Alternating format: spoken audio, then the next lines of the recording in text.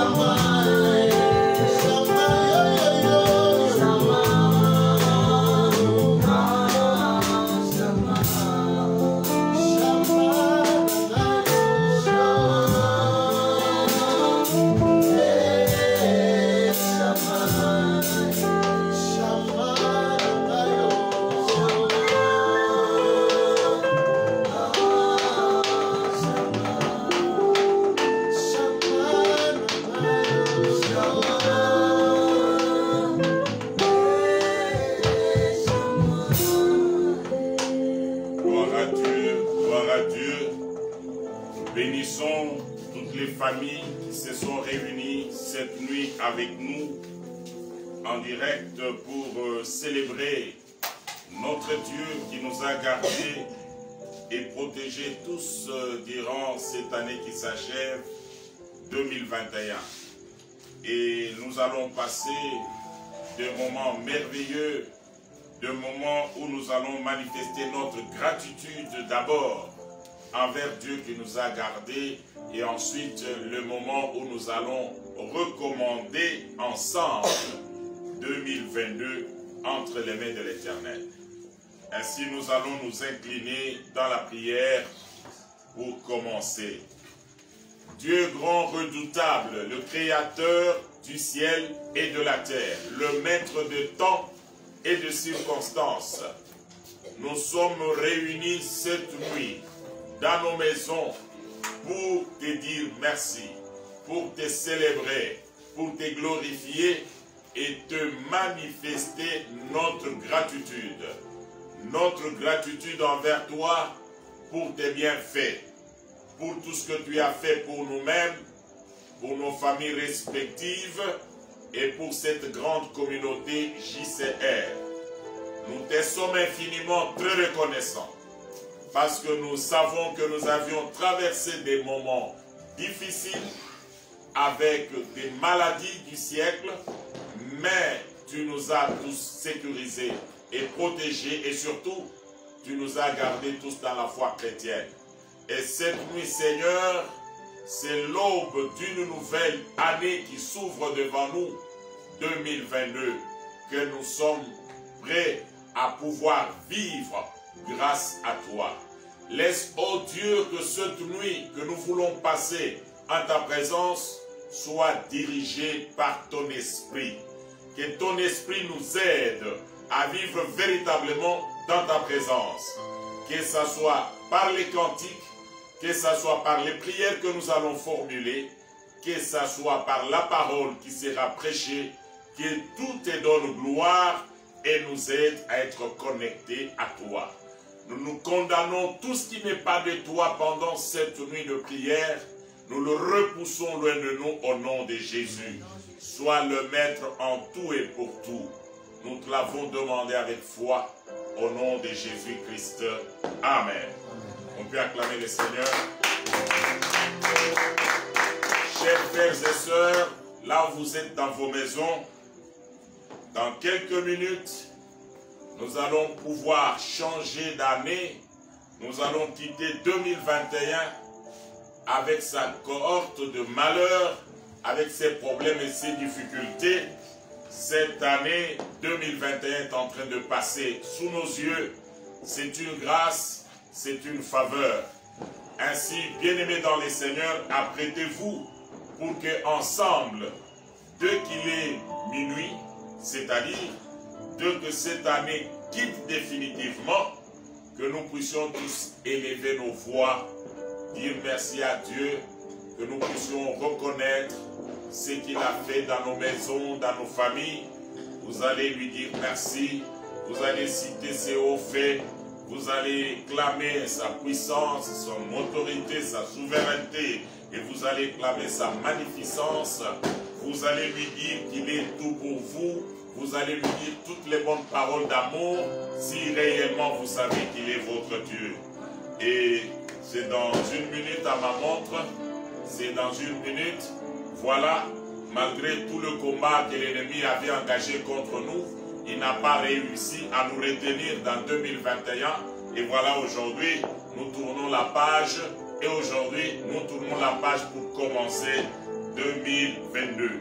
Ainsi, bien-aimés, nous y sommes. Voici 2022.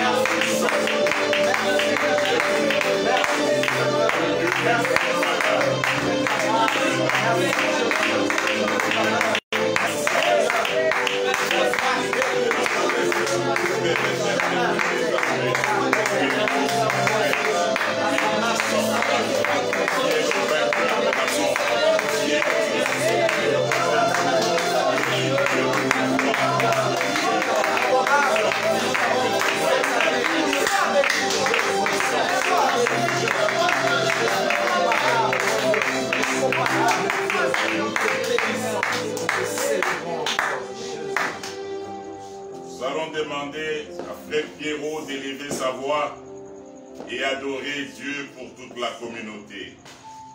Seigneur Jésus, nous te disons un grand merci. Grand éternel, Dieu manque de mots, éternel, parce que nous voyons tout ce jour parcouru. 365 jours n'est pas donné à tout le monde, éternel. La Bible déclare que l'homme ne peut pas mettre de son souffle pour le retenir. Ni il n'a aucun pouvoir sur le séjour de mort. Mais Père éternel, c'est par ta grâce que nous sommes en vie. Amen. Comment éternel ne pas te dire merci pour cela? Merci pour la vie que tu nous donnes, Jésus-Christ. Merci parce que tu as été notre Dieu. Amen. Père, plusieurs éternels sont morts, Jésus-Christ. Plusieurs éternels, Dieu, ont connu de pertes humaines dans leur famille. Mais toi, tu nous as gardés. Ce n'est pas parce que nous sommes extraordinaires, éternels. C'est à cause de ta grâce et de ton amour. Aujourd'hui, nous comprenons mieux encore cette parole qui dit que je prie tout par celui qui me fortifie. Amen. Si Père éternel, nous avons tenu tout ce jour, 365 jours, éternel Dieu, c'est parce qu'il y avait une force surnaturelle qui nous soutenait. Amen. Merci Père éternel pour toutes ces prières que nous t'avons adressées au courant de l'année 2021 et que tu as exaucées. Merci Père éternel parce qu'à chaque fois que nous avions nos mains levées vers toi éternel et que nos regards se tournent vers toi Jésus, tes oreilles étaient attentives et tes yeux étaient braqués, fixés sur nous et tu nous as exaucés. Honneur et gloire ne reviennent qu'à toi et toi seul éternel Dieu pour tout ce que tu as fait avec nous. Pour tout ce que tu as opéré au travers de nous, pour toutes les portes ouvertes au devant de nous, pour tous les bienfaits, Père éternel, dont nous avons joui en cette année qui vient de passer. Honneur et gloire à toi, Seigneur. Tu restes notre Dieu. Tu l'as été, tu l'es et tu le seras à jamais. Tu es le Dieu des JCR. Tu l'as été en 2021 et tu le seras aussi en 2022. Béni sois-tu éternellement, de génération en génération, la source de notre vie, le roc sur lequel nous sommes bâtis. La Bible déclare que celui qui s'appuie sur ce rocher, il ne sera jamais confondu.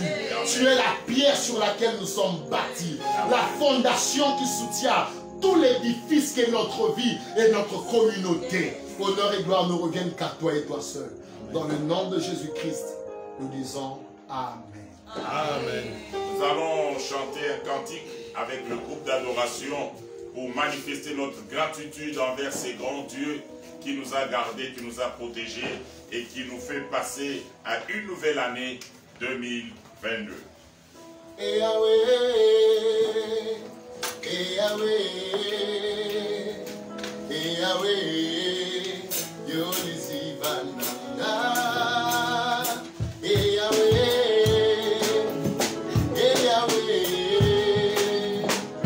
Yahweh,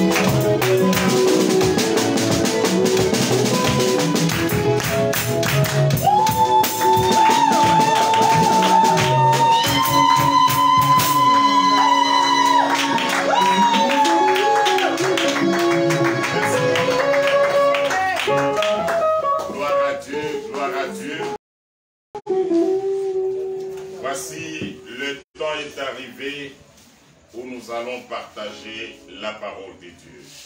Et nous allons vous demander, là où vous êtes, de vous tenir debout.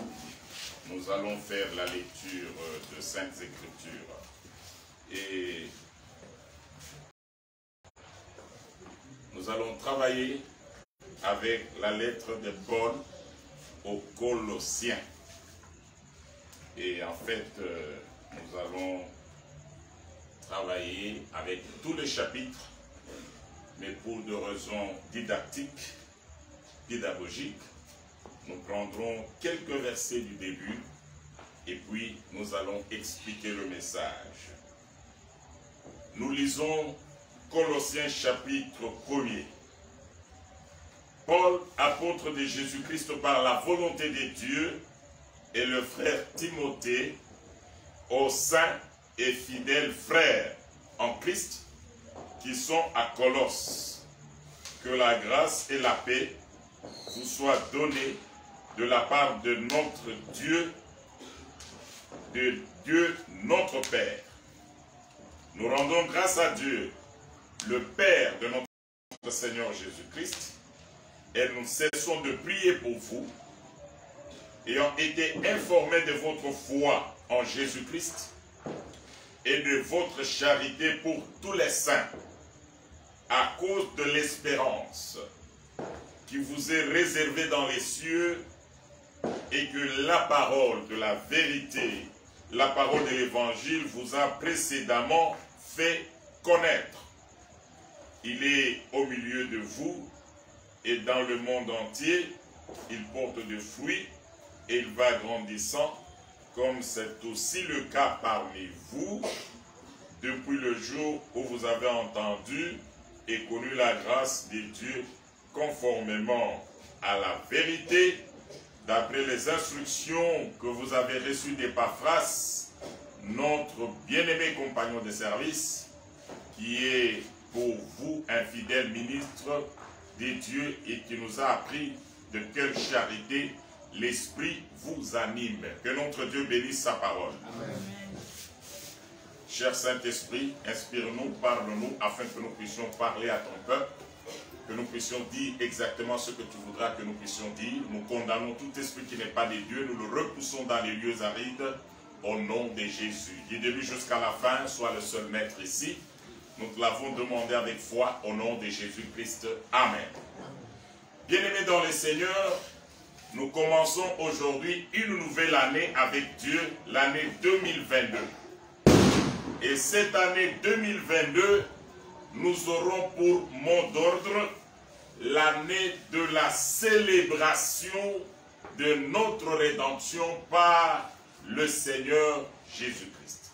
L'année de la célébration de notre rédemption par le Seigneur Jésus-Christ. Qu'est-ce que cela veut dire? Au travers de ce message, le Seigneur veut nous mobiliser tous à pouvoir pénétrer la valeur de la rédemption. C'est ça qui veut dire satanisme, mais qui est ignoré. Si on ignore la rédemption, on ne sait pas vivre correctement la vie chrétienne. Qu'est-ce que cela veut dire? Écoutez bien, bien-aimés dans le Seigneur. Par la rédemption, nous voyons le travail que Jésus-Christ est venu faire sur la terre. Beaucoup de gens ne comprennent pas le travail que Jésus-Christ a fait sur la terre. Cela se démontre par le fait que dans l'Église, on parle moins de Christ. Dans l'Église, on parle moins de sa puissance.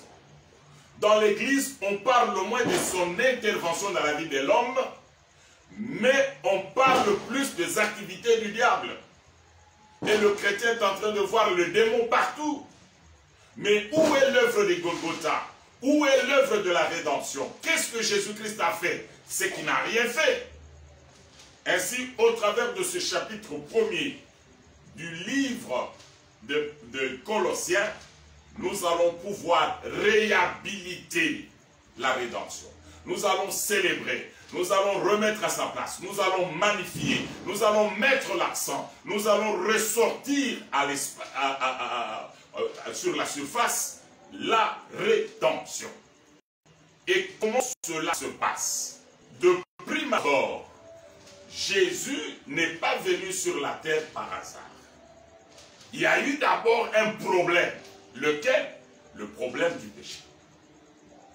Et ce problème entraînait des conséquences graves sur la vie de l'homme. Il fallait que quelqu'un vienne pour résoudre le problème du péché. Quels sont les problèmes qui ont été créés par le péché? D'abord, l'homme a été séparé de Dieu. Des deux, là où il est allé, loin de la face de Dieu, l'ennemi, le diable, l'a saisi et l'a criblé de problèmes et de difficultés. Partout, après avoir séparé l'homme de son Dieu, il a séparé aussi, il a créé la rivalité, l'inimitié entre les humains. C'est ainsi que vous verrez Caïn tuer son frère Abel. Et cela s'est perpétué sur la terre jusqu'aujourd'hui. L'esclavage a disparu avec le péché. Et ce n'est pas tout. La mort est venue, la mort physique et la mort spirituelle. Voyez-vous, tous ces problèmes qui ont accablé l'homme devaient être résolus. C'est ça la tâche que Jésus-Christ a prise sur lui.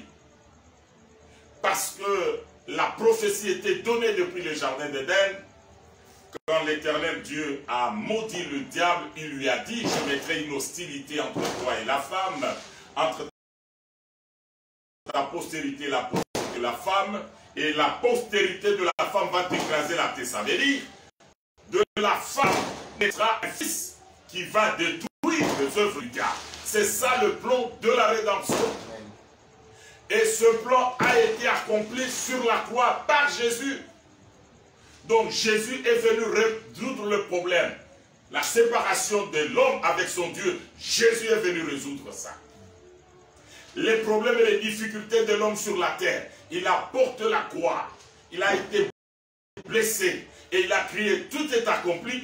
Il est venu résoudre tous les problèmes de l'homme. C'est ainsi qu'il a dit à Nazareth, l'Esprit du Seigneur est sur moi, il m'a oint pour annoncer la bonne nouvelle aux pauvres, pour guérir les malades, pour délivrer les captifs. Il est le seul qui est venu résoudre le problème de l'homme. Et maintenant, la réconciliation entre les hommes, il n'y a que lui qui l'a fait. La Bible déclare, il a amené ceux qui étaient au loin, ceux qui étaient proches, il a fait d'eux une même famille, l'Église. C'est le seul qui est capable de mettre ensemble les hommes et les femmes, les blancs et les noirs, les petits et les grands, dans une même famille appelée Église. Ça, c'est l'œuvre du sang de Jésus. C'est l'œuvre de la rédemption qu'il a accomplie. Et enfin, la mort. La Bible nous démontre que ceux qui meurent en Jésus ne sont pas morts. Ceux qui ont Jésus en eux, ils ont la vie éternelle. La mort n'est qu'un passage pour aller dans la vie éternelle. Et celui qui a résolu ce problème, c'est Christ. Voilà, le plan de la rédemption est ignoré dans l'Église aujourd'hui. Nous devons célébrer cela. Nous devons ramener cela à la surface. Nous devons amplifier cela et nous devons vivre. Il faut que l'Église vibre au rythme de la rédemption. Il faut que les chrétiens comprennent qu'ils ont été rachetés. Voyez-vous, le diable avait le contrôle. Il avait la position supérieure sur l'homme. Mais avec la mort de Jésus, il a dit, je vous ai donné le pouvoir de marcher sur les serpents, les scorpions et sur toute la puissance de l'ennemi et rien ne pourra vous nuire. Ça, c'est une réalité, mais que l'Église n'est pas en train de vivre du jour au jour. Mais l'Église vit dans la peur. Du matin au soir, les hommes, les femmes qui s'appellent enfants de Dieu, fils de Dieu, filles de Dieu, oh je suis combattu, ils voient le diable partout et nous devons changer la tendance. Cette année, nous devons célébrer l'œuvre de la croix. Nous devons parler de ce que Jésus-Christ a fait. Et nous devons vivre cela. C'est ainsi que durant toute l'année, nous allons exploiter ce chapitre. Et je vais d'abord énumérer les thèmes qui seront exploités rapidement. Et je vais demander à frère Kiro de prendre sa Bible. Il va m'aider à lire rapidement les quelques versets que je vais lui indiquer. Et là, je vais énumérer d'abord, avant de donner le premier sous-thème avec lequel nous allons commencer l'année, avant d'indiquer le premier sous-thème, j'indique d'abord tous les 10 thèmes que nous allons développer durant toute l'année. Bref, durant toute l'année, nous allons célébrer l'œuvre de la croix en du message. Le premier message, nous le tirons du premier verset au deuxième. Héros, tu peux te mettre ici. Tu vas lire Colossiens chapitre 1er, du premier verset au deuxième. Paul, apôtre de Jésus-Christ, par la volonté de Dieu, et le frère Timothée, aux saints et fidèles frères en Christ qui sont à Colosse. Que la grâce et la paix vous soient données de la part de Dieu notre Père. La première notion qui ressort ici, Dieu est notre Père. C'est ça notre premier message. Et dans ce message, nous avons deux notions importantes que nous devons comprendre. Dieu est notre Père. Le Père, c'est qui? Le Père a deux fonctions principales. Premièrement, c'est celui qui engendre. Donc, il doit avoir une sémence pour engendrer. Et de deux, le Père, c'est celui-là qui prend soin de ses enfants. Dans ce texte, nous voyons que Dieu est notre Père et nous, nous sommes de l'autre côté, appelés ici des frères d'une même famille. La notion frère insinue que nous sommes d'une même famille, nous sortons d'une même sémence. Ainsi, bien-aimés dans le Seigneur, Dieu, notre Père, nous a engendrés par sa parole, par l'évangile. Il a fait de nous ses enfants. Et entre nous, enfants, nous sommes des frères. Nous formons une famille. Et c'est ce Dieu-là qui doit prendre soin de nous. Donc, les frères, les fidèles, les chrétiens doivent apprendre que quels que soient les problèmes qu'ils peuvent vivre sur la terre, ils ont un Père au ciel, qui connaît leurs problèmes, qui connaît leurs besoins et qui est aussi à la hauteur de cette charge de Père. D'où, bien-aimés dans le Seigneur, nous allons vous expliquer dans le détail, c'est le premier message, nous allons l'expliquer après, mais nous passons d'abord au verset 3 et 4 pour compléter ce message. Nous rendons grâce à Dieu, le Père de notre Seigneur Jésus-Christ, et nous ne cessons de prier pour vous, ayant été informés de votre foi en Jésus-Christ et de votre charité pour tout le saint. Maintenant, nous qui sommes des frères, qui formons maintenant une famille, Paul dit ici qu'il a été informé de la charité qui doit nous caractériser, de l'amour qui doit nous caractériser dans le Seigneur en tant que famille.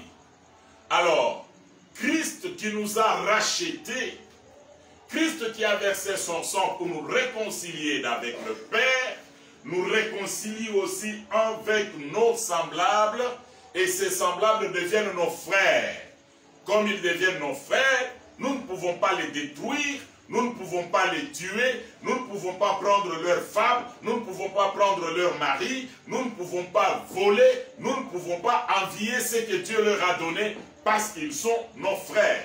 Ça, c'est la première notion. Ça, c'est le premier thème que je vais développer cette nuit pour commencer l'année. Deuxième thème, c'est le verset 5. À cause de l'espérance qui vous est réservée dans les cieux, et que la parole de la vérité, la parole de l'évangile vous a précédemment fait connaître. Au verset 5, on nous parle que le ciel existe. Nous devons avoir l'espérance du ciel, nous devons avoir l'idée de la vie éternelle. C'est pourquoi la Bible dit, affectionnez-vous aux choses célestes. Quand on s'affectionne aux choses célestes, on ne vit pas dans le péché. On ne vit pas dans le mal. On considère que sur la terre, on est voyageur et passager. Donc ici, le deuxième sujet que nous allons développer durant cette année, nous allons mettre l'accent sur le ciel, sur la vie éternelle. Versets 6 à 11. Il est au milieu de vous et dans le monde entier. Il porte de fruits et il va grandissant, comme c'est aussi le cas parmi vous, depuis le jour où vous avez entendu et connu la grâce de Dieu conformément à la vérité, d'après les instructions que vous avez reçues d'Épaphras, notre bien-aimé compagnon de service, qui est pour vous un fidèle ministre de Christ et qui nous a appris de quelle charité l'Esprit vous anime. C'est pour cela que nous aussi, depuis le jour où nous en avons été informés, nous ne cessons de prier Dieu pour vous et de demander que vous soyez remplis de la connaissance de sa volonté en toute sagesse et intelligence spirituelle pour marcher d'une manière digne du Seigneur et lui être entièrement agréable, portant de fruits en toutes sortes de bonnes œuvres et croissant par la connaissance de Dieu, fortifié à tous égards par sa puissance glorieuse, en sorte que vous soyez toujours et avec joie, persévérant et patient. Ici, on nous parle de l'action du Saint-Esprit.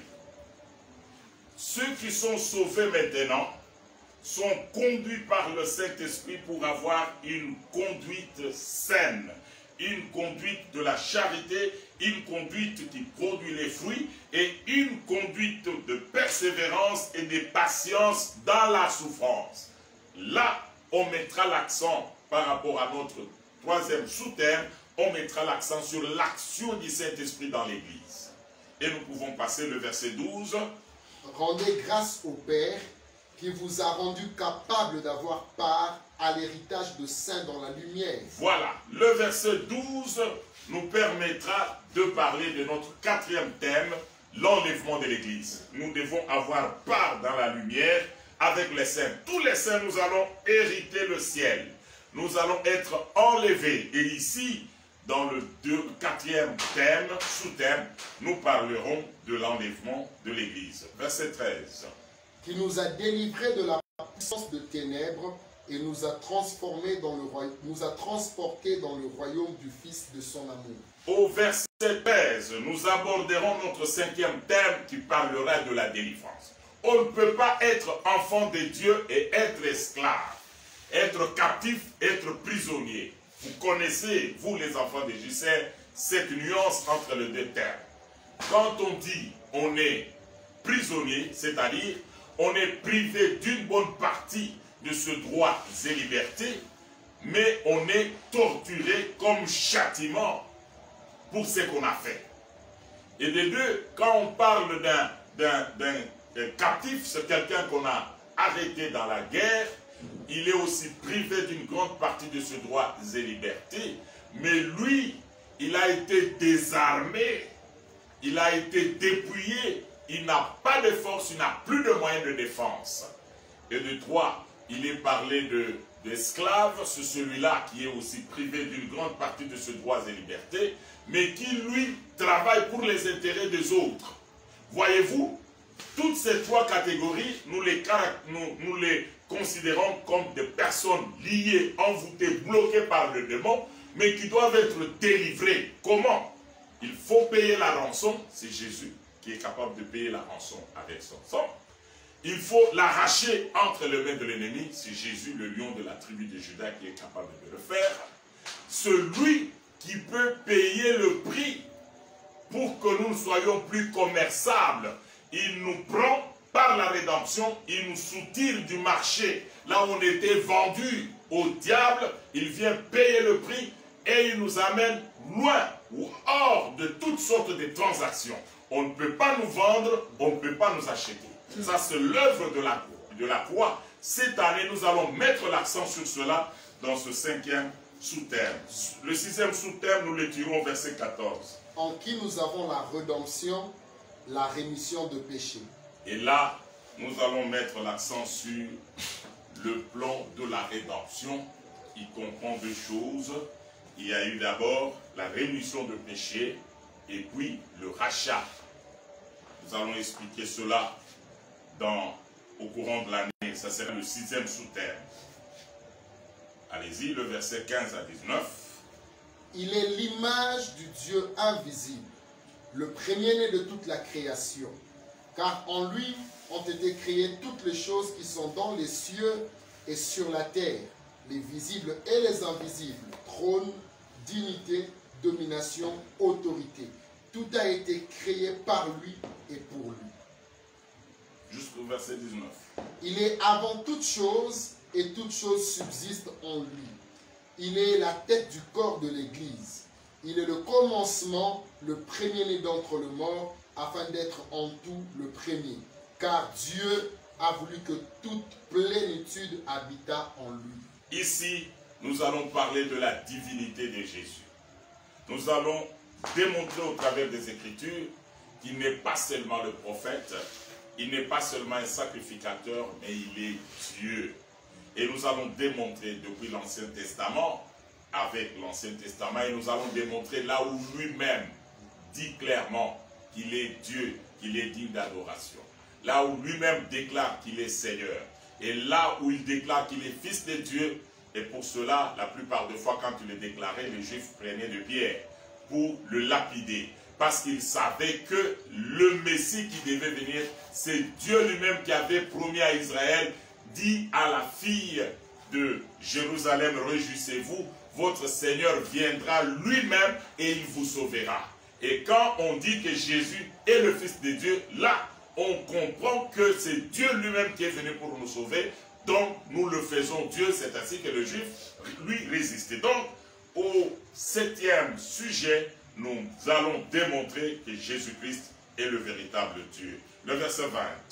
Il a voulu par lui réconcilier tout avec lui-même, tant ce qui est sur la terre que ce qui est dans les cieux, en faisant la paix par lui, par le sang de sa croix. Voilà, ici au 8e sujet, nous allons parler sur les acquis de la croix.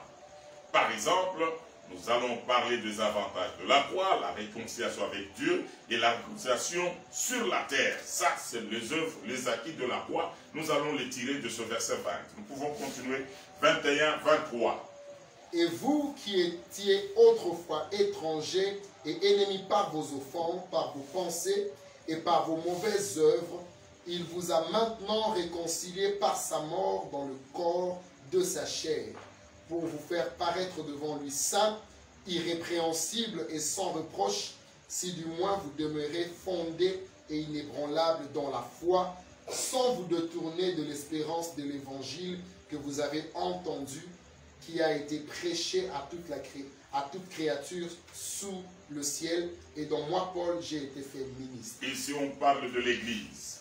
On va parler de l'Église, sa naissance, comment elle doit fonctionner sous l'onction du Saint-Esprit et sous l'encadrement de ministres de Dieu. Ici, nous allons entrer dans les détails par rapport à l'Église. Le verset 24 jusqu'à 28 nous démontre les mystères qui sont attachés à cette Église. Allez-y, 24. Je me réjouis maintenant dans mes souffrances pour vous. Et ce qui manque aux souffrances de Christ, je l'achève en ma chair, pour son corps qui est l'Église. Paul, ici, il parle de sacrifices que le ministre de Dieu doit faire pour l'Église. Allez-y. C'est d'elle que j'ai été fait ministre, selon la charge que Dieu m'a donnée auprès de vous, afin que j'annonçasse pleinement la parole de Dieu. Le ministre de Dieu est caractérisé par la parole. Quand on cite le nom d'un ministre de Dieu, on voit ce qu'il enseigne. La parole. Il n'est pas caractérisé par les miracles, mais par la parole. Paul dit, j'enseigne le message que Dieu m'a donné pour vous. Allez-y. Pleinement la parole de Dieu, le mystère caché de tout le temps et dans tous les âges, mais révélé maintenant à ses saints, à qui Dieu a voulu faire connaître quelle est la glorieuse richesse de ce mystère parmi les païens, savoir Christ en vous, l'espérance de la gloire. Les mystères de l'Église, c'est-à-dire Dieu a mis ensemble et les Juifs et les païens, ils forment une grande famille, ce qui n'était pas le cas dans l'Ancien Testament. Ça, c'est le mystère de l'Église. C'est lui que nous annonçons, exhortant tout homme et instruisant tout homme en toute sagesse, afin de présenter à Dieu tout homme devenu parfait en Christ. Ici, le ministre de Dieu doit préparer l'Église à l'enlèvement, préparer l'Église pour le présenter à Christ.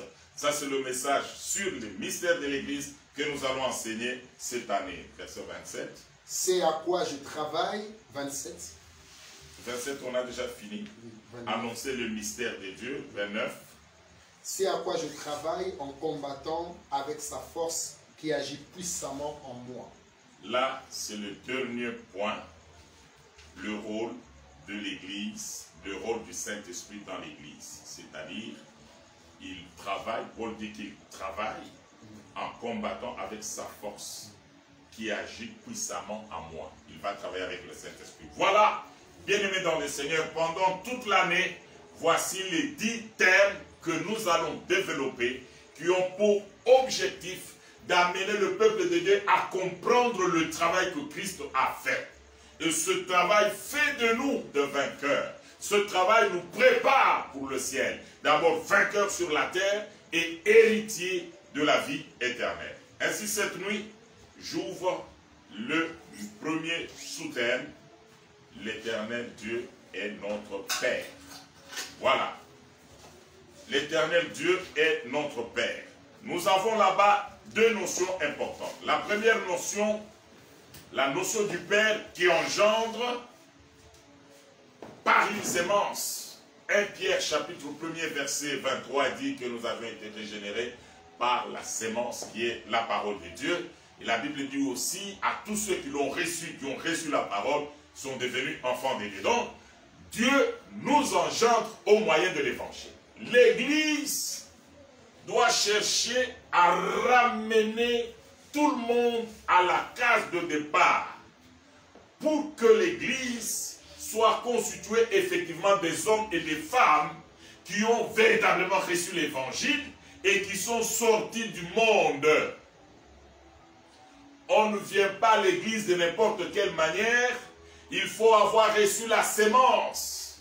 Et c'est la sémence qui a fait de nous les enfants de Dieu. Beaucoup de gens sont à l'église parce qu'ils fuient les démons, parce qu'ils fuient les souffrances, mais n'ont jamais rencontré l'évangile. Ce qui fait que beaucoup de gens sont attachés aux choses matérielles, mais leur vie spirituelle, leur marche avec Dieu laisse à désirer.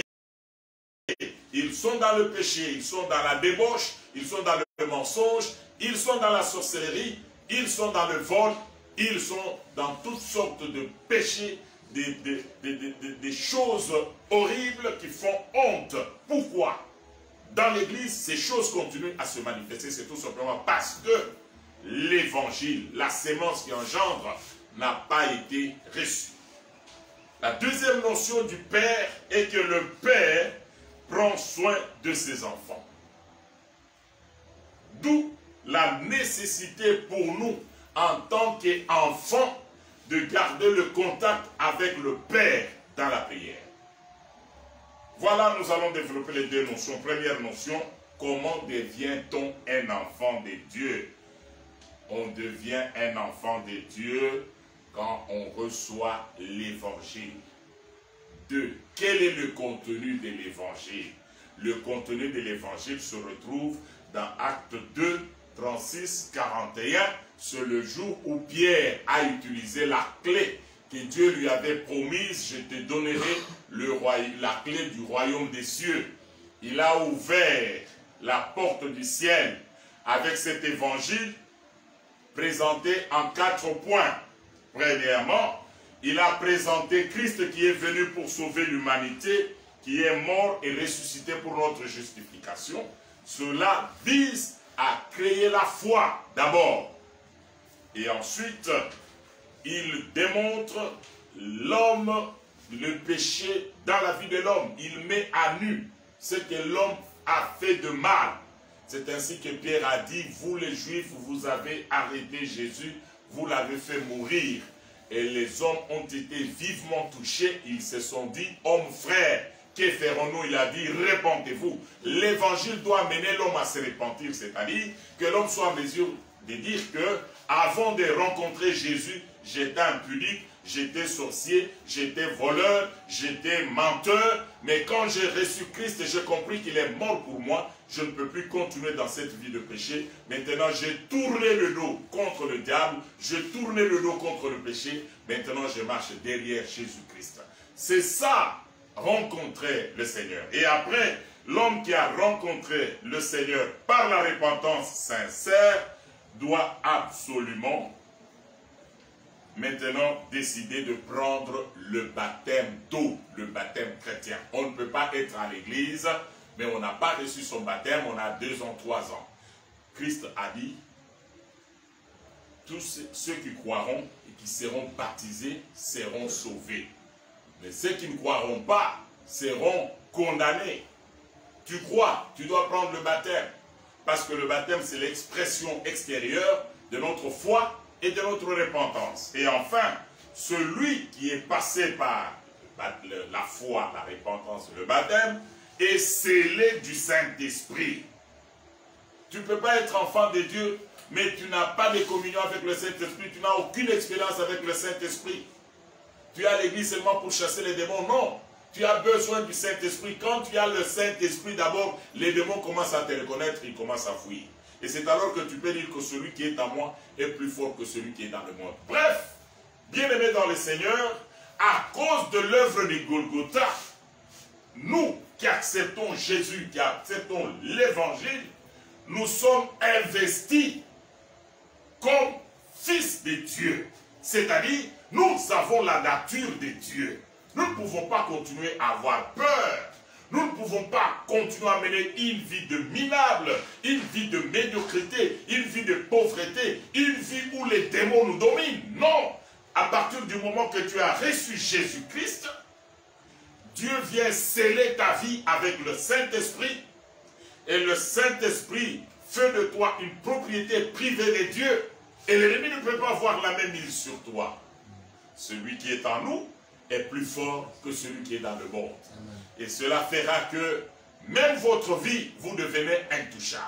Vous n'avez pas besoin de beaucoup crier, mais le Saint-Esprit en vous quand vous êtes en présence d'un occultiste, d'un démoniaque, d'un sorcier, d'un magicien, il vous regarde, il voit déjà l'étoile briller sur vous, il ne peut pas s'approcher. C'est ainsi que Jésus-Christ a rencontré cet homme qui sortait des sépulcres, et dès qu'il a vu Jésus, les démons commençaient à crier. Pourquoi? Parce qu'ils ont vu celui qui était en lui. Dans ce corps appelé Jésus, il y avait la plénitude de la divinité. Mais nous, en tant que chrétiens, nous portons la même sémence de Dieu. Nous sommes fils du Très-Haut. L'Éternel est notre Père. Et nous, nous sommes fils. En tant que fils, la Bible dit, nous sommes héritiers de Dieu et co-héritiers de Christ. Les enfants de Dieu doivent pénétrer, comprendre ces choses et ne pas avoir peur. Nous avons un grand Dieu et nous sommes des fils de Dieu. Nous sommes les petits rois et les petites reines à cause de Jésus-Christ. Ça, c'est la première notion, Père. Alors, maintenant, nous qui sommes, deuxième notion, nous qui sommes devenus enfants de Dieu, nous devons garder la relation avec le Père par la prière. Ça doit être notre vie, la prière. Quand Jésus-Christ instruisait à ses disciples la vie de prière, il leur a montré toutes sortes de prières. Quand vous allez prier, dites notre Père qui est aux cieux, que ton nom soit... Que ton nom soit comment? Sanctifié, que ton règne vienne, que ta volonté. Et puis il parle des besoins que le Saint n'a pas sa place dans son corps, dans son esprit, dans son âme. Mais si l'Esprit de Dieu habite en vous, il va vous laisser crier Abba Père. Selon Romains chapitre 8, versets 11 à 16. Le Saint-Esprit en nous, les enfants de Dieu, nous pousse à la prière. Nous devons commencer cette année avec des prières intenses parce que nous sommes fils de Dieu. Et la bonne manière de garder notre contact avec le grand Dieu, c'est garder la prière. Voilà, bien-aimés dans le Seigneur, le premier sujet avec lequel nous allons commencer cette année. L'Éternel est notre Père. Nous sommes devenus ses enfants par sa sémence, la parole de Dieu. Maintenant que nous sommes ses enfants, lui, en tant que Père, doit prendre soin de nous. Nos besoins, c'est lui, parce qu'il est Père. Maintenant, nous, en tant qu'enfants, nous sommes héritiers. Qu'est-ce que nous devons faire vis-à-vis de notre Père? Nous devons garder le contact avec lui dans la prière. Et cette année, nous devons doubler notre façon de prier. En tant que fils de la maison, en tant qu'héritier, nous ne devons pas avoir peur. Le bonheur est de notre côté, la prospérité est de notre côté, l'abondance est de notre côté, la réussite est de notre côté, car la Bible déclare, Christ en nous, c'est l'espérance de la gloire. Tout passera, mais la parole de Dieu ne passera jamais. Voilà, nous allons nous mettre debout et nous voulons prier pour cette année qui va commencer. Chacun de nous va élever sa voix. Il va prier au Seigneur. Seigneur Dieu Tout-Puissant, merci. Mais disons un grand merci parce que tu nous as gardés, tu nous as protégés durant toute la nuit. Père éternel, Dieu Tout-Puissant,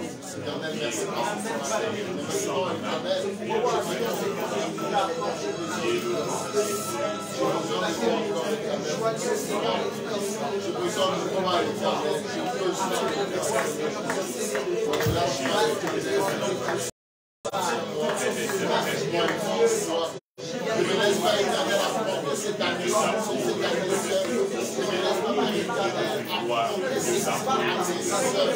Je besoin de toi, j'ai besoin de toi, éternel. Fais-moi grâce, marche avec moi. Voilà, nous commençons notre intercession. D'abord, nous allons dire à tous les événements malheureux qui ont caractérisé l'année 2021 pour nous et pour nos familles, nous allons déloger ces œuvres-là du diable.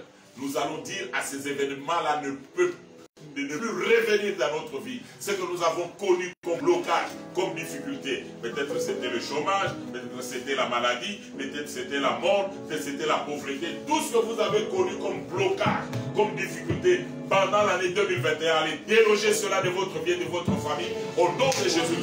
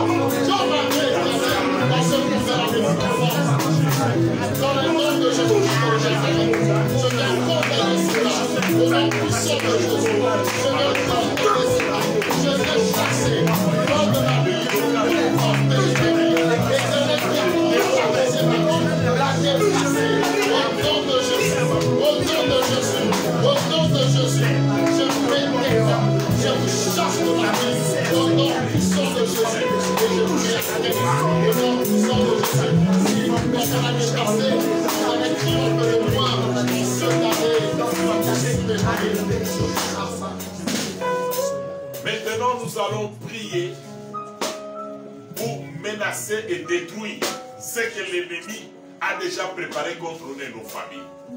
Les maladies, la mort, les accidents, toutes sortes d'attaques du monde des ténèbres pour mettre fin à notre vie dans nos familles. Nous allons détruire les œuvres de l'ennemi et nous allons le repousser loin de nous et loin de nos familles. Au nom de Jésus-Christ, prions. Dans le nom de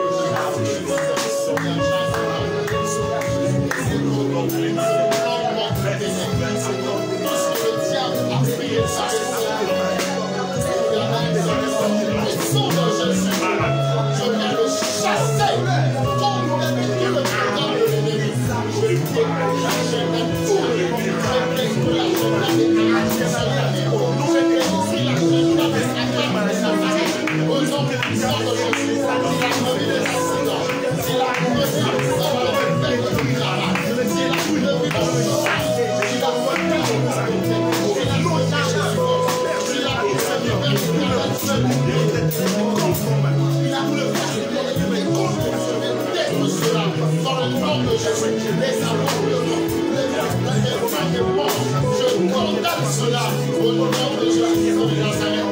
Il échoue dans le nom de Jésus. Je déclare que le diable échoue lamentablement. Dans cette année, le diable va échouer. Et il échoue déjà. Il va échouer lamentablement. Au nom puissant de Jésus-Christ. Au nom puissant de Jésus-Christ. Quelque chose qui a prévu dans ce temps. Mais je déclare son échec.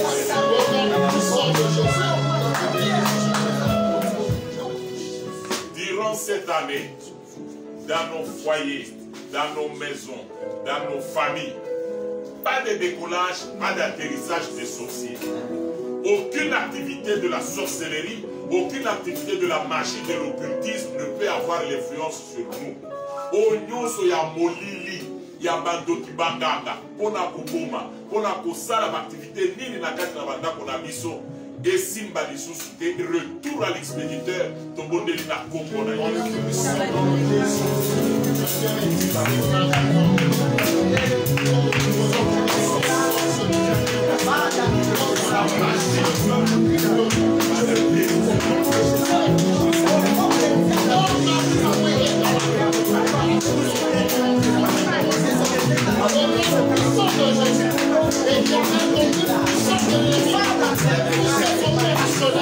au nom de Jésus-Christ, Père éternel, Père Seigneur Jésus, que je sois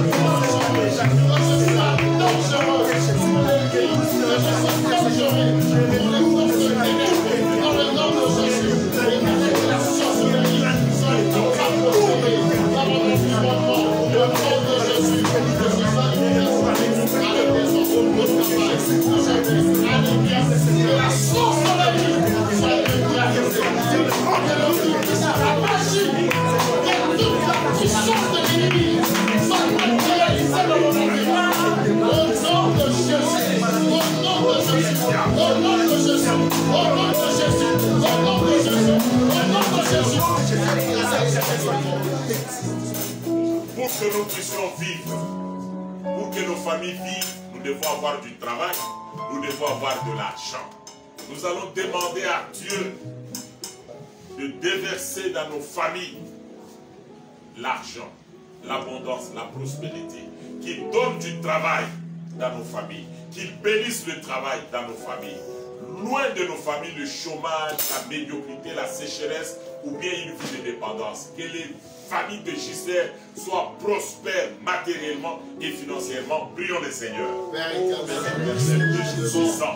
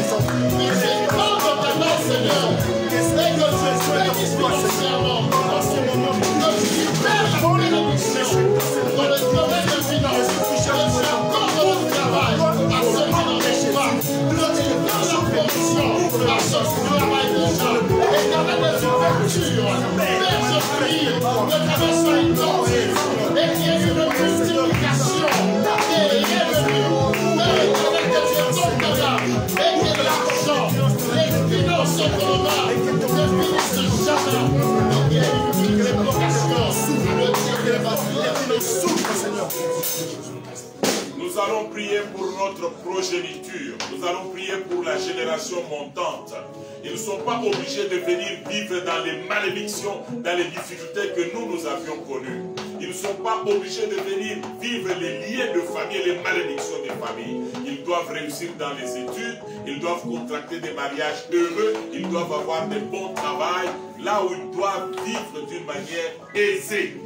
Détruisons les malédictions sur les générations montantes et sur notre progéniture. Prions les Seigneurs.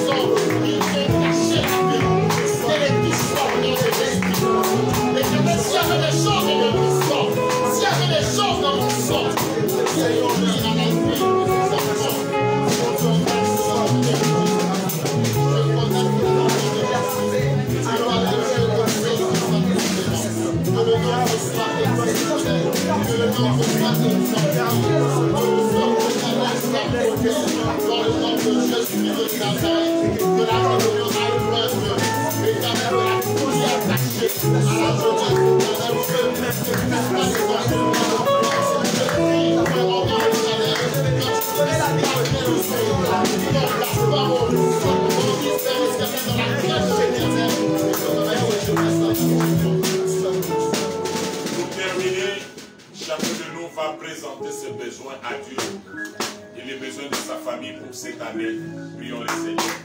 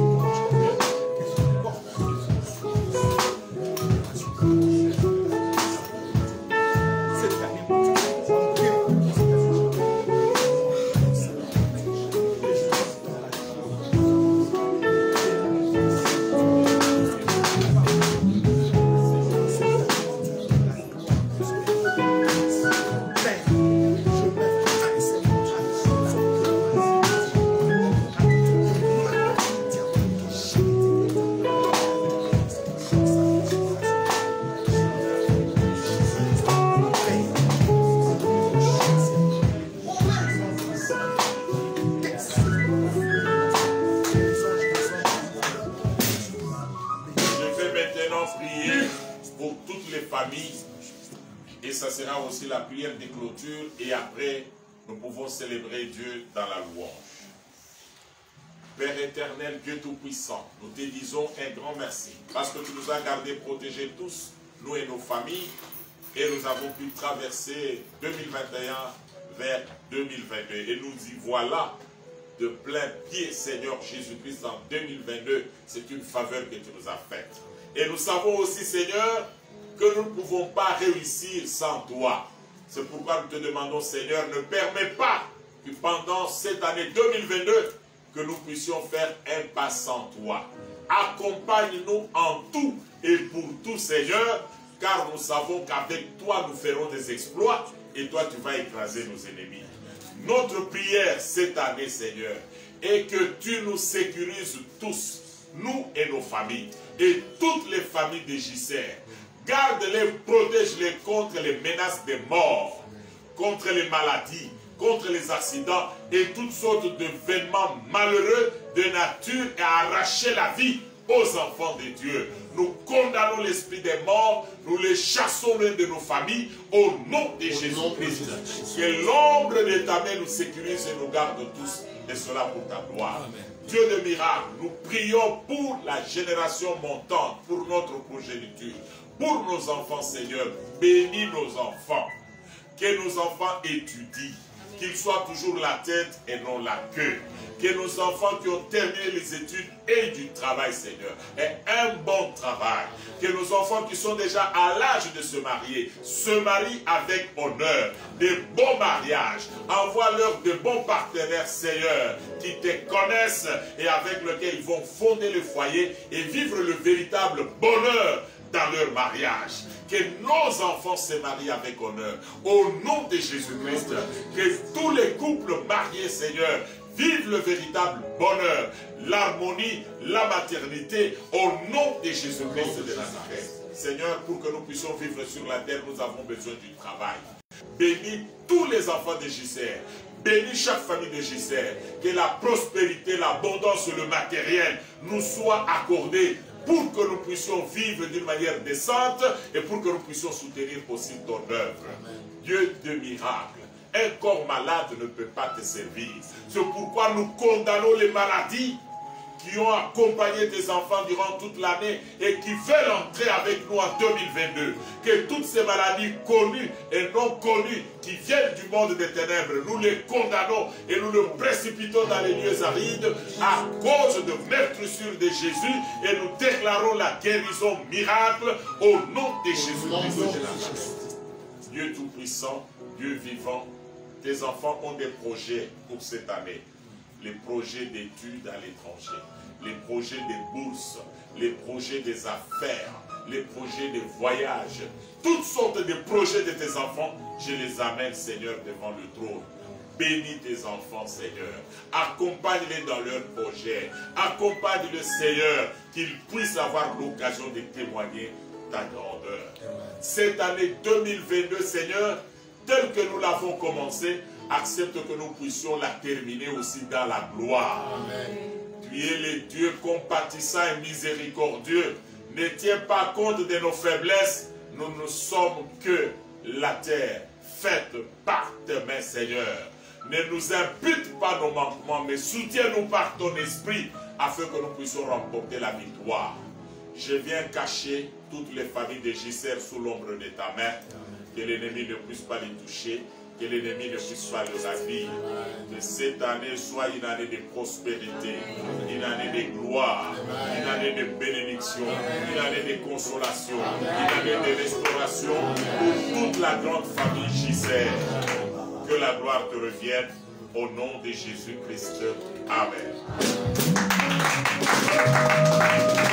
Maintenant, nous allons prendre quelques minutes de louange, nous allons danser, nous allons célébrer Dieu. Nous entrons en 2022 avec la gloire de Dieu. Yahweh, Yahweh, Yahweh, Yahweh. Yahweh, Yahweh, Yahweh, Yahweh. Yahweh, Yahweh, Yahweh, Yahweh. Yahweh, Yahweh, Yahweh, Yahweh.